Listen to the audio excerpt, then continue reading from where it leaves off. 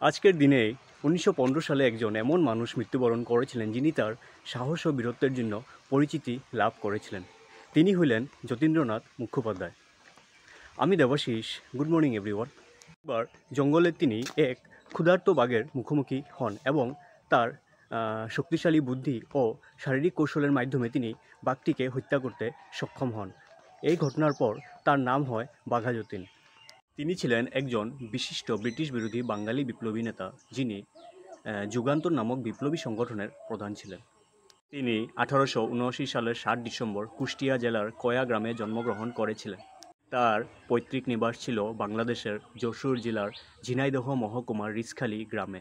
তার পিতার নাম উমেশচন্দ্র মুখোপাধ্যায় এবং মায়ের নাম শরৎশশী দেবী। তিনি ছিলেন ব্রিটিশ শাসনের বিরুদ্ধে ভারতীয় স্বাধীনতা আন্দোলনে এক গুরুত্বপূর্ণ ব্যক্তি যিনি তার সাহস ও বীরত্বের জন্য পরিচিতি লাভ করেন। 1915 সালে এক ব্রিটিশ কর্মকর্তার সাথে তিনি বন্দুকযুদ্ধে আহত হয়ে মৃত্যুবরণ করেন।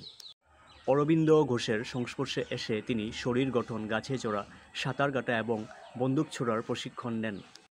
যুগান্তর দলের প্রধান নেতা হিসেবে তিনি ব্রিটিশ বিরোধী সশস্ত্র আন্দোলনে গুরুত্বপূর্ণ ভূমিকা পালন করেন।